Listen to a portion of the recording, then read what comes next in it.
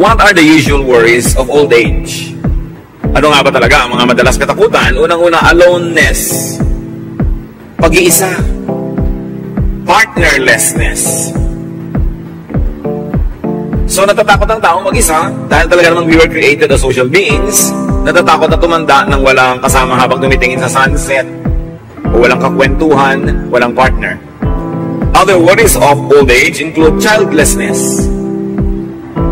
Paano na pagtanda, walang anak na gagabay, walang anak na titingin, etc. etc. Caregiverlessness. Kaya nga ngayon nagkaroon na ng tunay na industriya at profesyon na caregiving. Dahil dumadami talaga ang dapat na alagaan. Nung araw wala namang ganun eh. Pero kita ninyo dahil may pangangailangan na invento natin yung profesyon. People adjust. Another worry of old age is comfortlessness. Baka hindi guminhawa. Baka mahirapan. Or comfort giverlessness. Baka wala akong comfort giver. Tulad nga ng partner o anak o professional person that I can pay to take care of me. Another very real worry of old age is weakness at very old age. Baka humina na ako, baka hindi ako makapaglakad mag-isa, baka lumabo ang aking paningin, baka hindi ko makayang alagaan ang sarili ko. And most fears are about poverty. Baka hindi ako magkaroon ng sapat na pera para makabili ng gamot, makabayad ng nurse, makapagpa-hospital, etc., etc. But what does God say about old age? All throughout the scriptures, you will find verses whose central theme is this: don't worry about old age. Huwag mag-alala. Napakaraming turo, diretsahan man o hindi, oblique man o diretso, pero yun pa rin ang makukuha nating katuruan. In other words, don't be compelled to get married, to have children, to save too much just for old age use. In other words, get married if you're in love and you want to get married. Have children because you want to raise children, not only because you want to have children around you when you grow old. Don't always save too much just for old age to the point that you forget enjoying your life now. Now, why not be compelled to do all this? Bakit hindi kailangan pilitin ang sarili magkaasawa para sa pagtanda ay may kasama at para magkaanak? Because having a spouse does not guarantee having children. Kung mag-aasawa kayo, mga kapatid, doon sa mga wala pang asawa, para lang magkaanak, paano kung hindi kayo magkaanak? Anong gagawin nyo? Maghihiwalay kayo? Tatalikuran nyo inyong asawa para magkaanak kayo sa iba? Hindi nag-aasawa ang tao para magkaanak. Nag-aasawa ka dahil meron kang iniibig at gusto mo siyang makasama bilang partner sa buhay. Bonus na lang kung nagkaroon kayo ng anak. And usually, nagkakaroon, pero meron mga unusual cases na hindi nagkakaroon. So kung ang inyong dahilan para lang mag-asawa ay magkaanak, paano nga kung hindi kayo magkaanak? Hindi naman lahat ng nagkaasawa nagkakaanak eh. There are no guarantees na kung mag-asawa ka ay magkakaanak ka na nga. 2 Samuel 6:23, Michal, daughter of Saul, had no children to the day of her death. At hindi lang si Michal, maraming ganon, babae man o lalaki, na talagang hindi ukol na magkaroon ng anak. So kung senior o single ka, and you are unmarried, stop being regretful. Dahil marami rin namang nakakaasawa, hindi rin nakakaanak. Why not be compelled to get married? Para lang may kasama sa buhay? Because having a spouse does not guarantee having a companion all your life. Ba't ka mag-aasawa? Para meron akong kasama lagi. O hindi na totoo yan ha. Hindi na garantiya na kung nag-asawa ka ay may kasama ka nga sa pagtanda. One, kasi meron maagang nababalo. Meron nga after honeymoon, nabalo na. Luke 2:36-37. There was also a prophet, Anna, the daughter of Penuel, of the tribe of Asher. She was very old. She had lived with her husband 7 years after her marriage, and then was a widow until she was 84. Imagine, kung nag-asawa ka para may kasama kapag tanda, 7 taon lang nagsama, naging balo na. O kaya, hindi ka man naging balo, pero pinagtaksalin ka naman, iniwan ka ng asawa mo, wala ka pa rin kasama. O may asawa ka nga sa turing, pero sa aktual na buhay niya naman, para kang nag-iisa rin. Parang wala kang partner. So stop fretting about being single. Because having a spouse is not always the great blessing that people think it could be. Narinig sa elevator, may 3 magkakaibigang lalaki, sabi ni kaibigan 1 do sa 2 and 3, Alam nyo, naiingit ako sa inyo. Hanggang ngayon, wala pa kayong mga asawa. Ako nagka-asawa, ganun lang pala. Dapat hindi na lang. May mga ganun. Pati mga babae. Pero meron naman siyempre mga masasaya. Happily married. Kanya-kanya ng palad. Ngayon, kung mag-aasawa kayo, para lang kayo magkaanak, para sa pagtanda nyo, may kasama kayo, hindi na rin ganyan. Having children does not guarantee having companions at old age. Lalo ngayon, uso yung pag-abroad, uso yung paninirahan sa ibang bansa. Minsan nga, 5 anak mo, wala lahat eh. Darating na lang sa burol. O kung ikaw ay nakaratay. Pero pag nadalaw ka, habang nakaratay ka, huwag mo nang asahang darating pa sa burol, sayang ang miles. Mahal ang pasahe. O kaya hindi papayagan sa trabaho na mag-leave ng sunod-sunod. Hindi lahat ng nagkakaanak ay may kasama pagtanda. Kasi marami rin namang napapalayo ang tirahan pag nag-asawa at bumukod na. Genesis 2:24, nagbigay na nga ng pahimakas. A man leaves his father and mother and is united to his wife. Siyempre, hindi naman napaka-physical ng tunay na ibig sabihin itong Genesis na to, na iiwan mo magulang mo kahit nag-iisa, kahit may sakit. Ang ibig sabihin lang, psychologically, spiritually, may iba ka na ang partner, yung asawa mo na, hindi yung magulang mo, kasi yung mga magulang mo, sila yung mag-partner. Pero nangyayari rin physically, na talaga yung mga anak natin, umaalis. May gustong habulin na pangarap. Mayroong gustong gawin sa buhay. O kaya may anak ka nga, nung nag-asawa, naagaw na ng manugang, hindi mo na nabalitaan pa ang anak mo. O kaya very sadly, may anak ka nga, gusto mo magkaanak para may kasama kapag tanda, pero nauna pa sa iyong sumakabilang buhay. Ikaw pa ang naglibing ng anak. O kaya, may anak ka nga, at buhay na buhay pero hindi mo maapuhap, hindi mo maasahan, para ka ring walang anak. Isa pa, huwag kayong magpipilit ang magkaanak para lang magkaroon ng tagapag-alaga. Because having children does not guarantee having comforters or comfort givers. Hindi ko man nagkakaanak, gumiginhawa. Minsan nga hanggang pagtanda, yung magulang pa ang nagtataguyod sa anak. May mga anak na alagain. Minsan kasi kalusugan nila. Sila ay special children, pinanganak. Aalagaan mo hanggang kamatayan mo na ang pag-aalaga dahil meron silang kalagayang espesyal, kakaiba. Kung may mga anak naman na ang tanda-tanda na, sa'yo pa nakasandar, sa'yo pa nakaasa, problema pa rin. Ang tanda-tanda mo na, dumadalaw ka pa sa bilibid kasi nakulong pa doon dahil kung ano-ano pa yung ginawa. Hindi ko man nagkakaanak ang tao, ibig sabihin giginhawa siya. So huwag nag-aasawa, huwag magkakaroon ng anak dahil lang paghahanda mo sa pagtanda. Paano kung nabigo ka?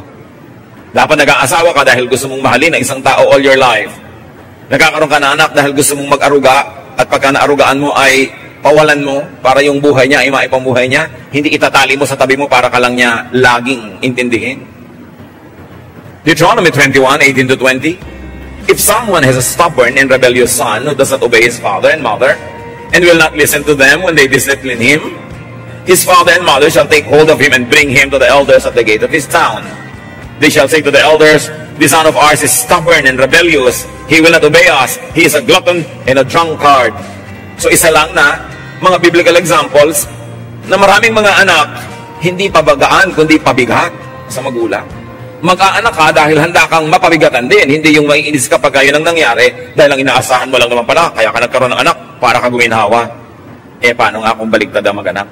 Having a spouse and children does not guarantee enjoyment of security and happiness. Kaya lagi kong idinidiin sa mga gusto mag-asawa. Bakit mo gusto mag-asawa? Para po ako mabuo. Aba, paano kung bawasan ka palalo niya mapapag-asawa mo? At hindi ka nabuo, nabawasan pa. Nag-aasawa ka dahil gusto mong magbigay, hindi para gusto mong tumanggap o mabuo. Para kung nagbigay ka, nang nagbigay, hindi ka ma-disappoint, handa ka. At ngayon, kung nabaligtad na ikaw pa yung binibigyan, edi bonus yun, nagpasalamat ka. Pero huwag yun ang asahan mo lagi. Minsan sila pang pinagbubuhatan ng hirap at kapahamakan. May maririnig ka pa isang napakamiserableng ginang na sinasabi sa high school friend niya na tumandang dalaga, alam mo, mabuti ka pa kaysa sa akin. Siguro, malungkot ka madalas, pero hindi ka naman miserable. Iba naman yung malungkot, iba yung miserable. Sa pagkakaroon ng mga tagapagmana, anong sabi ni Solomon? Ecclesiastes 2:18-19, I hated all the things I had toiled for under the sun, because I must leave them to the one who comes after me. And who knows whether that person will be wise or foolish. Yet they will have control over all the fruit of my toil into which I have poured my effort and skill under the sun.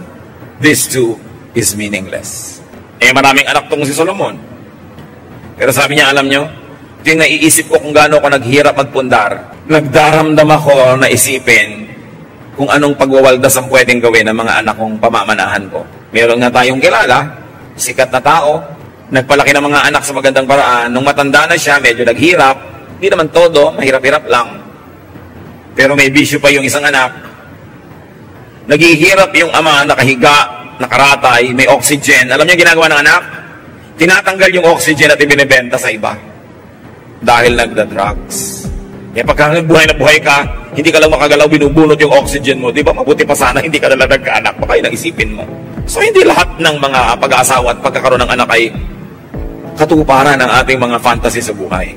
Ngayon, marami naman, lagi natatakot tumanda.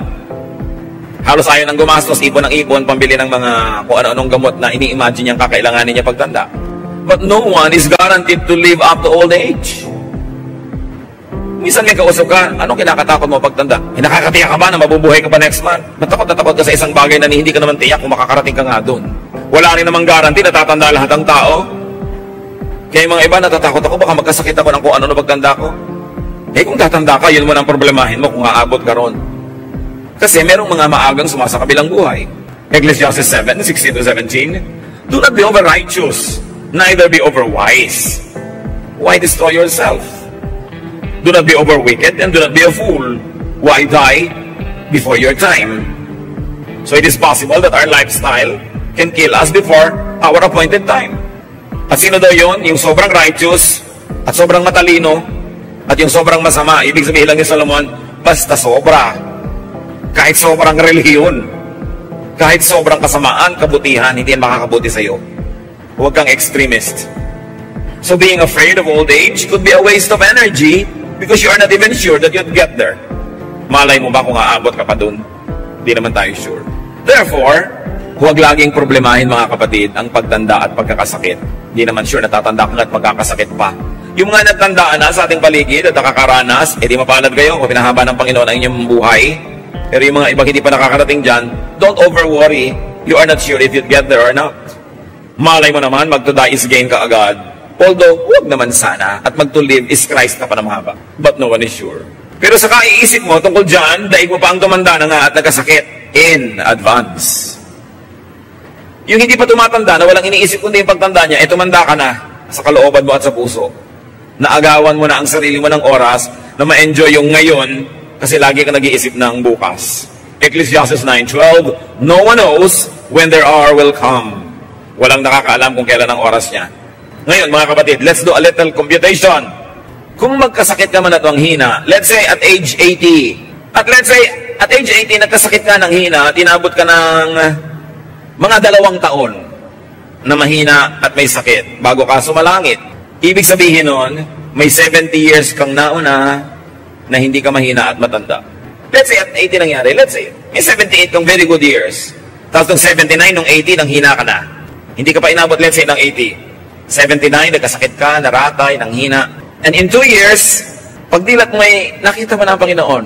Ibig sabihin ay binawi ka na mula dito. Ano na ba naman yung 2 years of illness? Hindi ko yun minamaliit, mga kapatid. Pero isipin nyo yung arithmetic. Ano na ba yung 2 years of aloneness kung nag-iisa ka sa buhay? Bihira namang tao ang nararatay ng more than 2 years. Matagal na yung 2, bisa nga 6 months pa. So, kung last 2 years of your life, nang hina ka, naratay ka, 0.025% lang yon ng 80-year life mo, mga kapatid. Kalahati lang ng 5% ang iksi. Ngayon, kung sobrang lubha ng sakit, di ba? Lalo na mangiiksi yung paghihirap. Kaya kahit nga malubha kung talagang mang doon pupunta, nagiging blessing pa rin kung titingnan mo positively kasi hindi na nagtagal ang paghihirap. Ngayon, kung hindi naman malubha yung sakit, edi ang laki ng chance na gumaling ka, blessing pa rin. Kaya malubha ka at kaya hindi. Basta ang tinignan mo ang Panginoon, ang tinignan mo yung blessing doon, gagaan ang yung pakiramdam. So, kung sa last 2 years of your life, and let's say at 80, you already meet the Lord. At 79, you get sick. 79, and then at age 80, yung 1 to 78 mo naman, hindi ka ganong katanda, hindi ka ganong kahina. Konti pa ba yun para enjoyin ang buhay? Pero kayong first 78 years, inubos mo ka sa kaiisip ng last 2 years, at pag pinagdugtong-dugtong mo yung mga oras ng pag-aalala mo tungkol sa last 2 years, baka yung pagdurusa mo, magiging mga 7 years na, imbes 2. Kasi habang hindi pa nangyayari, iniisip mo, Parang nangyari na rin yun. Di ba? Pag ini-imagine mo ang isang problema, naapektuhan ka na rin. So, kailangan hindi mo laging isipin. Mas marami ka pang oras sa pag-aabang at pamamroblema in advance kaysa sa aktual na oras ng pag-iisa o pagkakasakit. Parang yung mga natatakot lumipad sa aeroplano. Pupunta ka halimbawa ang Davao, lilipad ka lang ng 1 hour. Pero next month pa yung biyahe mo, but you're afraid of flying. Tinaalala mo, natatakot ka. 1 hour lang yung flight. Pero pag idinugtong mo lahat ng oras ng pag-aalala mo, naging 4 hours na yun. So dapat yun ang sinasabi ni Lord, don't worry about tomorrow. Cross the bridge when you get there. Isipin na lang kung natatakot ka sa sakit, kung mas malala, mas mabilis ang departure. Total, hindi na rin lang naman gagaling, di ba? Mabuti na rin mabilis-bilis. Para sa iyo at para sa lahat ng concerned. Ngayon, kung hindi naman malala at hindi mabilis, di lalong mainam, gagaling ka pa. Kahit saan ka sumuling, pag si Lord ang tititigan mo at ang kanyang mga pangako, ang kanyang presensya ang iyong pangahawakan, gagaan. Kundi man lubos na matanggal yung bigat. So, anong mahalaga mga kapatid? Sa buhay na ito, enjoyin ang mas mahabang panahon na tayo ay malakas at hindi nakaratay. Sandali lang naman yung ratay na yun eh. Huwag i-fast forward. Huwag laging abang-abangan at tingnan-tingnan. Kahit nga panahon ng kahinaan at kahirapan, hanggang pwede ay hanapan pa rin ang kasiyahan. Halimbawa, dumating yung oras, ay ikay malungkot, ikaw ay may sakit, ikaw ay mahina, ikay nakaratay, mag-imbento ka pa rin ng kasiyahan, kapatid. May imbento ka pa rin. Ang mahalaga, tanggapin mo ng maluwag sa dibdib ang anumang bagay na di mo naman kayang ibahin. Kung ikay asong nakatali, may 2 asong nakatali, hindi naman nila malalagot yung tali. Sino ang nasasaktan? Di ba yung laging pinipilit kumawala at umalpas? Kung may kadena ka na hindi mo naman kayang lagutin, well, una, lagutin mo kung kaya mo. Pero kung hindi, tanggapin mong nakakadena ka. Kasi ito yung hihilahin mo yung kamay mo, masusugatan ka lang at magdudugo. Lalo ka lang mahihirapan, di ka rin naman nakakawala. Kung meron ka incurable disease, halimbawa, humingi ka ng lakas sa Panginoon na matanggap mo yun sa kalooban mo para hindi ka nakikipaglaban sa katotohanan na hindi mo naman mapapalitan. Humanap ka ng mga ginhawa at kung maaari pa'y kasiyahan sa kabila ng iyong kalagayan. Kasi sa kalagayan na yun, kung hindi ka hahanap ng ginhawa at kasiyahan, sigurado magmumukmuk ka, madedepress ka, malulungkot ka, mas madadali ka lang. Ecclesiastes 11:8, however many years a man may live, let them enjoy them all. Ilan man daw taon ang ibigay sa iyo ng Diyos? 5, 10, 80, 90, enjoy them all. At alam nyo na hindi yung automatic ang pag-enjoy. Iginigiit mo yan. Iniimbento, pinipilit, ipinaglalaban. So anong enjoyment ng isang taong hindi makabangon at nakaratay? Imbento ka. Ang dami mo ngayong oras manalangin. Baka lahat ng hindi mo na ipanalangin nung busy ka, ngayon maipanalangin mo na. Kung ikaw naman ay nakakarinig, pwede ka makarinig pa ng mga musika. Makinig ka ng mga e-books. Kung nakakakita ka nakakarinig, pwede ka pang manood ng kung ano-anong bagay na ma-enjoy mo sa buhay. Meron ka ring ministry kahit na-paralyzed ka pa because ang mind mo naman hindi paralyzed. You can think, you can pray. Some people can write, some people can paint. May kilala pa nga tayong babaeng ipinanganak na ang mga kamay niya, hindi niya magamit talaga dahil may defekto. Aba, nagpe-painting pa siya ngayon. Paa ang ginagamit. At daig pa yung may mga kamay magpinta. Umimbento ng saya. Gumawa ng paraan. Nasa sa atin yan. Kung anong gagawin natin doon sa mga di naman natin kayang palitan o iwasan na naka-assign sa ating buhay. So, saan man tayo naroong kalagayan, live well. Para kung dumating ang kahinaan, dumating ang pagtanda na hindi ka naging malakas, wala kang panghihinayang. Dahil nakapamuhay ka naman ng tama, ng maayos, at ng masaya. Kaya mga kapatid, huwag nating pipigilan o haharangan yung mga tao who are trying to have fun, who are trying to pursue their interests, their hobbies, their dreams. Dahil hindi naman natin alam kung gaano pa karaming oras meron sila para gawin yon. Hindi natin alam kung itong layas na tao na to na napakahilig mamasyal ay bigla na lang palang mapaparalyze. So habang nakakalakad pa siya, huwag natin siyang pigilan kung hindi naman masama ang ginagawa niya. At kung maaari pa nga, tulungan natin siyang tuparin ng mga gusto niyang matupad. Kasi hindi naman tayo nakakatiyak na mabubuhay siya ng ganong kahaba para magkaroon ng pagkakataong gawin ang lahat ng ginugusto niya sanang gawin. Kung gaano natin gusto na tayo ay makalaya at gawin ang mga gusto natin, ibigay din natin yung laya na yun sa ating kapwa. Lalo, at meron tayong otoridad o impluwensya sa tao na yun. Gamitin natin yung otoridad natin para tulungan siyang palayain, hindi para siya ikulong.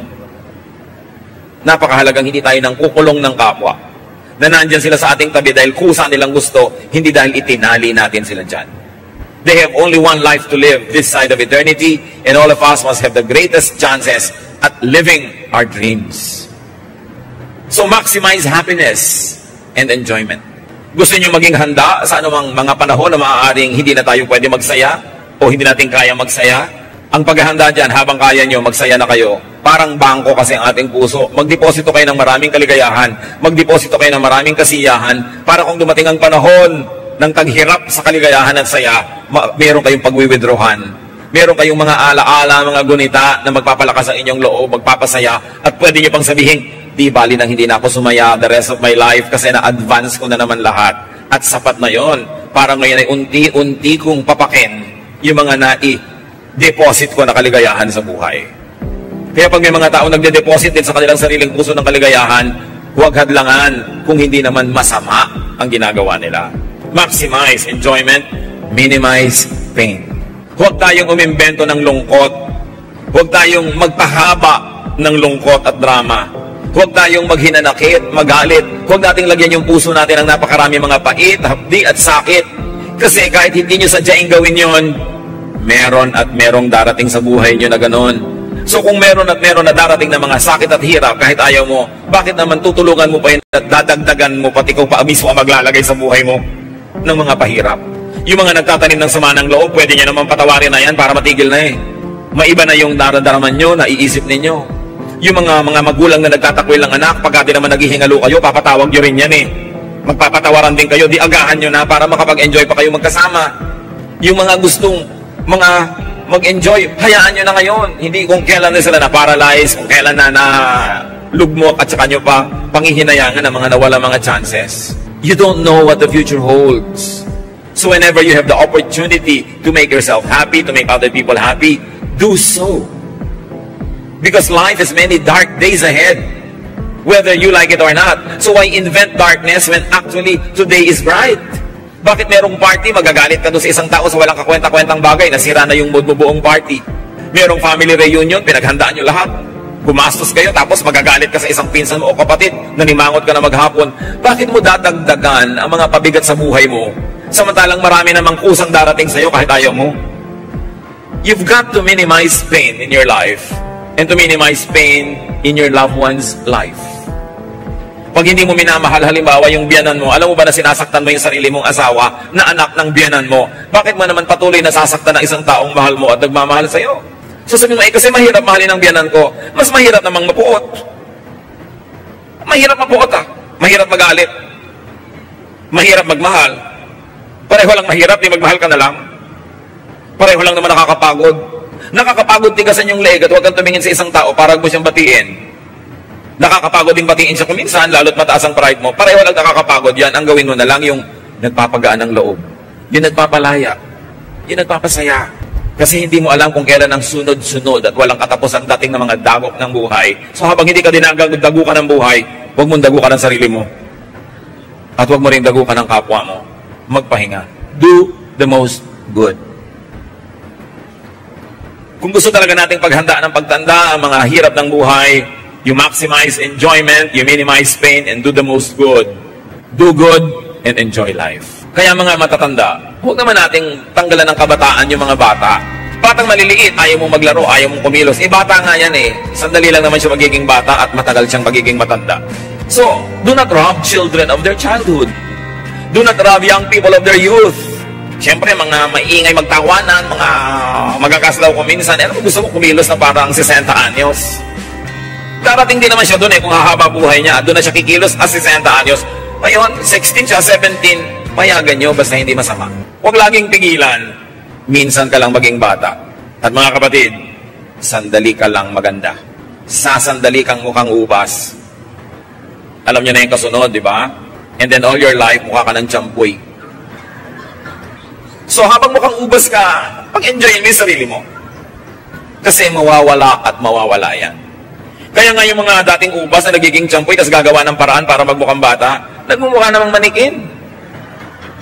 Kaya, habang bata ka, enjoy life. Basta huwag masama. Dumating mo ng katandaan at kahinaan, super panalo ka pa rin sa bottom line. Why? Kasi mas mahaba ang panahong bata ka at malakas. Sandali ka lang mahina kasi pag sobrang hina ka na, di ba, malapit ka ng sumalangit. Sandali lang yun. Mas matagal yung marami kang pwedeng gawin. Ecclesiastes 2:24, anong sabi ng pinakamatalinong tao na binigyan ng Diyos ng runong? A person can do nothing better than to eat and drink and find satisfaction in their own toil. Naka-emphasize yung own toil, ha? Mag-enjoy ka, magsaya ka sa bunga ng sarili mo pinaghirapan. Hindi sa pinaghirapan ng iba. Pero pag pinaghirapan mo, enjoyin mo. Meron tayong mga kilala, ang dilim-dilim ng bahay sa pagtitipid sa kuryente. Bumili pa daw ng mga bombilya. Ayaw naman mabuksan. Tapos nung mamatay-matay, ang dami palang kayamanang pinag-agaw-agawan ng mga nagmana. Pero siya ang dilim ng buhay niya. At sa Amerika, merong mga matatanda na ang lamig-lamig ng bahay kahit winter, nagtitipid sa heater, may ibabayad naman. Bakit? Dito sa atin, personally, meron akong makilalang talaga namang ang pagtitipid. Mula pa nung matutong magsalita, ang sinasabi agad, oy, magtipid. Magtipid. Magtipid. Hindi na guminhawa hanggang mamatay. O ano ngayon? Ano nangyari sa katitipid? Basta live to the fullest habang may chance. Enjoy lang pag may time. Diba? Ecclesiastes 9:7, go. Eat your food with gladness and drink your wine with a joyful heart. For God has already approved what you do. Pag kinaunlad ka na ng Panginoon, binayaan niyang magkaroon ka ng mga kabuhayan, ibig sabihin, gusto ka rin niya mag-enjoy. Huwag puro pag-iimpok. Siyempre mag-iimpok ka proportionately. Paghahanda mo rin yon. Pero huwag sobra. Malay mo naman, hindi ka na tumanda para magastos yung inimpok mo. Pag nanghina ka sa old age, di humiga. Problema ba yon? May likod ka naman. Pag sinundo ka na ng mga anghel, di sumama. Ibang enjoyment naman yon. Huwag mong kalabanin yung kamatayan kasi lahat naman namatay. Si Jesus nga namatay, ikaw pa ba? Ang mga pharaoh sa Egypt, namatay. Ang mga emperor sa Roma, namatay. Wala namang nabuhay forever. Merong eternal life sa kabila. Pero para ka makarating doon, tatawid ka. Huwag ka laging matakot mamatay. Ang atupagin mo, mag-enjoy ka sa buhay. Pag-enjoyin mo yung iba, do the maximum good to others, serve God. At pagka tinawag ka na ng Diyos, sabihin mo, present. Philippians 1:21, to live is Christ, and to die is gain. Akala ng iba, yung to live is Christ na yan, ibig sabihin puro relihiyon. Puro pagtitiis. Puro paghihirap. Balikan ninyo kung ano naging buhay ni Jesus nung siya nasa lupa. Well, gumagawa talaga siya ng mabuti. Nagpapakain siya sa mga gutom. Nagpapagaling sa mga sakit. Nagtuturo ng tama. Pero, lagi din siya nasa party. Ang tawag nga sa kanya ng mga kritik niya, drunkard and a glutton, a friend of sinners. Kasi marunong siya mag-enjoy. Ang first miracle nga niya, to make wine, di ba? So, ano ibig sabihin ng to live is Christ? Minimize pain. Maximize enjoyment. Do the maximum good. Yun ang to live is Christ. Hindi lang puro pagtitiis, pagtutuligsa sa kapwa, paghahampas sa sarili. Hindi yun. At pag ginawa mo yung to live is Christ, magkakaroon ka ng to die is gain. Pero pag hindi ka nag to live is Christ, hindi gain yung to die, ha? But you live as Jesus did. Nagmahal ng kapwa, pero pinakain din ang sarili. May mga alagad siya, naglilingkod sa mga tao, pero pag napapagod na yung mga alagad, sabi niya, iwan na muna natin mga tao, magpahinga tayo sa isang tahimik na lugar at kumain tayo doon. Marunong ding maglagay ng ginhawa sa sarili. Yun ang tinuro sa atin ni Jesus. So huwag makipaglaban sa kalikasan at sa kapalaran. Do not contend with life's realities like getting old and dying. It is part of real life. Adjust. Huwag labanan ng kadena para di ka masugatan. Harmonize with life. Harmonize with time. Sabi sa Ecclesiastes, for everything there is season and a time for every matter under heaven. There's a time to be born and a time to die. Stop worrying about death. Ang mahalaga, tinanggap mo na si Jesus bilang Panginoon mo tagapagligtas. Namumuhay ka tulad ni Jesus. At kung mamatay ka man tulad ni Jesus, mabubuhay ka namang muli. Nababawasan ng worry ang mga panahong dapat sana'y fruitful, masaya, at enjoyable. Tuwing nag-aalala ka, kapatid, dinadaya mo ang iyong sarili. Tuwing tinatakot mo ang sarili mo tungkol sa mga darating na panahon, ninanakawan mo ang sarili mo ng kaligayahan sa minutong ito, sa oras na ito. sa pag-aalala sa isang minuto o oras sa maaring di naman dumating sa buhay mo. Sandali lang ang old age. At kung may dumagdag pang sakit, lalong madadali ang paglipat mo sa kabilang buhay. Iiksi ang paghihirap, blessing pa rin. Hindi ko minamaliit ang paghihirap ng mga may sakit ng mga matanda na.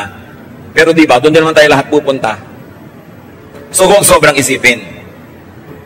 Paghandaan, pero konti lang. Kasi maiksing panahon lang yung katandaan. Matthew 6:34, sabi ng Panginoong Jesus, therefore, do not worry about tomorrow. For tomorrow will worry about itself. Each day has enough trouble of its own. Huwag kang mag-alala tungkol sa bukas. Yung bukas, ang mga problema sa sarili niya, pagdating niya. Marami ka nang dapat na asikasuhin ngayon. Yun nalang atupagin mo. Yung bukas, ipa sa Diyos. Invest in your health. Invest in goodwill. In people. And, whenever possible, in your physical, financial insurance. Mas mabuti may insurance ka. Meron na akong kilala, kaya naman magbayad ng insurance premium, ayaw. Dahil pag namatay daw siya, baka manahin ng asawa niya at mag-asawa ng iba. Anong klase pa na natuwiran yun? Paano yung buhay niyo ngayon? Yung buhay niya, ang inaalala yung pag namatay na, pero yung buhay ngayon, hindi iniisip. Entrust your future to God. At manalangin, tulad ng sa Psalm 71:9, do not cast me away when I am old. Do not forsake me when my strength is gone. Pero siyempre, may dapat kang gawin para yung panalangin mo na yon matupad yung sagot. At sabi ng Panginoon sa Isaiah 46:4, even to your old age and gray hairs, I am He. I am He who will sustain you. I have made you and I will carry you. I will sustain you and I will rescue you. Sinong kausap dito ng Diyos? Originally, ang kanyang mga hirang. Pero hirang din naman tayo ng Panginoon because in Jesus we are all children of God. So ang ganito mga pangako ay maaari nating angkinin. Ngayon, mabalik tayo sa usapan ng pag-aasawa. Of course, get married and have children, but if and only if you are up to it. Alam niyo sa mga mathematics, yung mga if na yan, mahalaga lalo kung double F, if and only if you are up to it. Mag-asawa ka only if you're cut out for it, if you're suited to it, if you are destined for it, kung bagay sa'yo. Hindi lahat ng tao bagay mag-asawa. 1 Corinthians 7:36, if anyone feels he ought to marry, he should do as he wants. But actually, Paul continues to say, but you know, I really prefer that you didn't. Pero sabi niya, pero kung talagang yun ang gusto mo, gawin mo. May mga naman hindi designed for marriage. Tulad ng binabanggit ng Panginoon ng mga eunuch for life sa Matthew 19:12. Jesus speaks, for there are eunuchs who were born that way. And there are eunuchs who have been made eunuchs by others. And there are those who choose to live like eunuchs for the sake of the kingdom of heaven. Ano ba yung mga eunuch nung araw? Mga lalaking bata pa lang ay kinakapon, their testicles are removed, so they don't develop sexually because they are not destined to get married. Usually, male servants of queens, of princesses, of female royalty are eunuchs. Kailangan nila mga eunuch para malakas sa kakapaglingkod sa palasyo, pero hindi banta sa mga kababaihan na nandun sa palasyo. Kaya kailangan silang gawing eunuch, kinakapon. But then, the meaning of eunuch is not only physically that which is sexually undeveloped and cannot copulate with women, because it extends the meaning that there are people who are not made that way. Kaya sabi ni Lord, for there are eunuchs who were born that way. Ipinanganak na silang ganyan na talaga sila, hindi sila nakadestino na mag-asawa. May mga eunuch naman na sabi na naging eunuch lang dahil sa mga nangyari sa kanilang buhay o sa kanilang kaganapan o sa kanilang kapaligiran.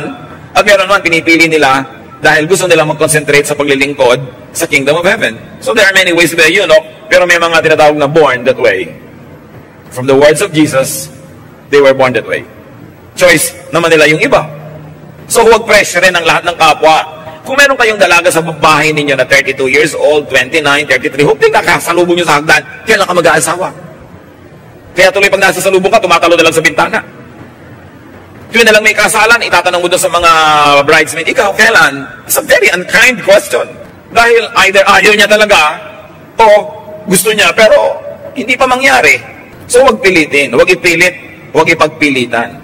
Ecclesiastes 6:3, a man may have 100 children and live many years, yet no matter how long he lives, if he cannot enjoy his prosperity, I say that a stillborn child is better off than he. So niya, hindi naman kung maraming anak at maraming pera, masaya na eh. So, kanya-kanya. Isang magandang paghahanda sa pagtanda, mga kapatid, na doable naman, well, you can make and keep friends. It's the next best thing. Or sometimes a better thing than having your own family. Especially if you cannot have your own family, surround yourself with friends. Invest in friendship. Alam niyo naman, ang tunay na friendship, ini-invest ng oras, ng pagod. Pero, lalo pa nga, wala ka naman sariling pamilya, it's good to invest in friendships. In fact, even if you had a family, kita niyo yung mga babaeng iniiwan ng asawa, kanino ngoy sa kanyang mga female friends. I enjoy seeing mga ladies who go to lunch. Ladies who lunch. Mga middle-aged o mga matronic ladies who meet once a week to have lunch, exchange gossip, make kwento, and make fun. Kung kaya nyo naman, gawin nyo yun. Kahit naman maliit ang budget nyo, pwede naman kayo mag-lunch sa mga kung ano-ano lang. Pero maganda yung mga kaibigan na minemaintain kahit pa may anak ka at asawa. Kung minsan, lugi din yung ikinulong mo na lang ang buhay mo sa iyong asawa at mga anak. Tapos biglang hindi naman sila laging loyal to you or nice to you, lugi ka ngayon. Kailangan may friends ka pa rin. Ecclesiastes 4, 9 to 12. Two are better than one, because they have a good return for their labor. If either of them falls down, one can help the other up. But pity anyone who falls and has no one to help them up. Also, if two lie down together, they will keep warm. But how can one keep warm alone? Though one may be overpowered, two can defend themselves. A cord of 3 strands is not quickly broken. Maganda yung pag-explain ni Solomon kung bakit mahalagang may kaibigan. Lagi daw mabuting dalawa kayo kaysa isa lang. Pag natumba yung isa, merong aalalay, may dadampot man lang. At kung meron kayong kalaban, you can watch each other's backs. Mas mahirap gapiin ang may kakampi kaysa nag-iisa lang. So mamuhay tayo mga kapatid sa paraan na magkakaroon tayo ng kaibigan at mamimaintain natin ang kaibigan dahil maganda yung ugali natin. Laging mabuting may kaibigan. Proverbs 17:17, a friend loves at all times, and a brother is born for adversity. So get loved by a friend. Love a friend. Kaya may anak ka pa, kaya may asawa ka, iba na yung may kadamay ka. May sumbungan ka tungkol sa asawa mo o tungkol sa anak mo. Mga kapatid, walang kwenta yung may kaibigan ka tapos wala kayong ginawa kundi magpayabangan tungkol sa inyong mga asawa at mga anak. Hindi magtatagal ang friendship nyo. Pag lagi mong ipinagyabang yung asawa mo sa kumari mo, biglang naagaw na ng kumari mo ang asawa mo. Kailangan, hindi na kayo nagpapa-impress. Boring na yung matagal na kayong magkakilala tapos wala pa kayong ginawa kundi magpa-impress sa isa't isa. Relax. Admit, accept your imperfection. And accept and admit also that others are imperfect. Nakakapagod magpa-impress. Dapat kung nagpapa-impress ka sa tao, sa job interview lang yan. O sa first few days of your acquaintance. And then tanggalin mo na yung mga maskara at magpakatotoo ka na. Kung ayaw niya sa'yo, magkaalaman na kayo habang maaga para huwag kayo magsayang ng oras. Maghihiwalay din lang naman kayo pag nagkakilala kayo ng totoo. So magpakilala ka na agad ng totoo. Kung ayaw niya sa'yo, well, sorry, you both lose. Genesis 2:18, the Lord God said, it is not good for man to be alone. I will make a helper suitable for him. So, you don't make people alone, especially if you have a responsibility. Be a partner to your spouse. Kung nagpakasal ka, nagpakasal din sa iyong pinakasalan mo kapatid, huwag mo siyang biguin. Kailangan may partner siya in your person. Do not neglect your wife or your husband.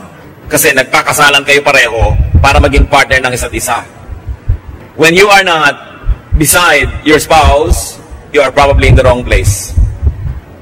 And then what will make it worse is that your spouse might have to find someone else to stand in your vacant spot. And then another wrong person will be in another wrong place. Hindi na matapos-tapos yung mga wrong na ginagawa ng tao. Kaya ayaw mo kay hindi, may asawa ka, pananagutan mo yan. Samahan mo siya. Be a child to your parents. Anak ka ng magulang mo. Magpakaanak ka. Alam mo dapat kung kailan ka nandun. Lalo't kung ang magulang mo hindi demanding, may laya ka naman, gamitin mo yung laya mo para maging loving and supportive of your parents. Be a helper to those who are alone, especially who are old or sick and weak. Sabi ni Lord, it is not good for man to be alone. Hindi lang yan in the context of marriage. If you are a child of God and you see people who are alone, you provide them with company. That's part of your Christian love. You invite them into your home. You visit them when they are sick. You help them in their need because it is not good for man to be alone. Kung hindi ka nangangailangan ng damay, ibig sabihin you are sufficient, ikaw naman ang dumamay sa iba. And brothers and sisters, allow people to be together. May mga magulang naman, sila pa ang hadlang sa married life ng kanilang mga anak. Pinagkaaway yung anak at yung manugang. May ganon. Nag-asawa na yung anak nyo, hayaan nyo silang mag-enjoy sa kanyang marriage. Huwag kayong laging maging issue. Huwag kayong laging pumagitan sa anak nyo at manugang nyo dahil ang partner nyo yung asawa nyo, hindi yung anak nyo. So pag ikinasal na sila, luwagan, ibigay dun sa asawa. Huwag ipagkait. Kailangan payagan nyo silang mag-enjoy together dahil minsan din lang silang mabuhay. At hanggat hindi masama ang ginagawa ng mga tao, ipagbunyin ninyo kung may nagmamahalan, kung may magkaibigan, kung may magka-partner, basta hindi masama. Ipagsayan nyo that there are two less lonely people in the world. Hindi naiinggit ka, nagagalit ka, wala kang gusto kundi paghiwalayin sila. Help others not to be so alone. Especially your parents, your elders, your relatives, your friends. And mind you, young people, especially the friend of your parents, ariin nyo rin sila mga magulang nyo. Sa case ni Haring David, nung matanda na siya, may nararamdaman, laging giniginaw, alam yung ginawa ng mga tao, 1 Kings 1:2, his attendant said to him, "Let us look for a young virgin to serve the king and take care of him. She can lie beside him so that our Lord the king may keep warm." Nakita niyo ang kanilang pag-aalaga doon sa matanda, binigyan pa ng katabi para uminit ang kanyang giniginaw na katawan. Pagkatanda-tanda na ni David, pero inaalagaan pa rin nila. Ngayon, mga lolo't lola dito, huwag na kayong umasa na bibigyan kayo ng mga dalagita at 15 anyos ng mga tao sa paligid. Hindi naman kayo si Haring David. No? Pero, ibig sabihin lang, kung ano yung substitute, kung ano yung pwedeng ibigay na pinapayagan ng konteksto ng ating panahon, ibigay natin. At kung natatakot nilang tayo nag-aalala sa pagtanda, alalahanin natin ang sabi ni Solomon, Ecclesiastes 12:1-7, "Remember your Creator in the days of your youth, before the days of trouble come. And the dust returns to the ground it came from, and the spirit returns to God who gave it." So sabi niya, alalahanin niyo ang Diyos habang bata kayo. At kasama sa pag-alala sa Diyos, is, di ba, to live is Christ, is to enjoy life while young. Enjoy life while able. At the same time, be godly. And when it happens that you have to face your Maker, do so with peace. Panginoon, salamat dahil mahaba naman ang binibigay niyong panahon sa amin. To maximize pleasure and enjoyment, to minimize pain, and to do the maximum good. Lagi niyo ipaalala sa amin na ang buhay na ito ay isang mahalagang regalo galing sa inyo. Pahalagahan namin, hindi lang ang buhay namin, kundi buhay din ng iba. Hindi lang enjoyment namin, kundi enjoyment din ng iba. At nawa, Panginoon, pawiin niyo ang mga pag-aalala. Turuan yung punuin namin ang isip namin ng mga mahalagang isipin tungkol sa inyo. Mga magagandang bagay. At matuto kami magdisiplina sa isip na itaboy, ang anumang isip na nananakot, bibigay ng mga ligalig, nagpapahirap sa aming loob. We want to celebrate life because it comes from you. Teach us, Lord, not to be afraid of the future. Because we know that you are there in the future. You have been there even before we get there. Salamat, Ama. Pagbulay-bulayan natin, mga kapatid, ang kahulugan ng mga sinariwa nating katuruan ngayon and be free from the fear of the future. Sa ilang saglit, pagbulay-bulayan ang mga bagay na ito.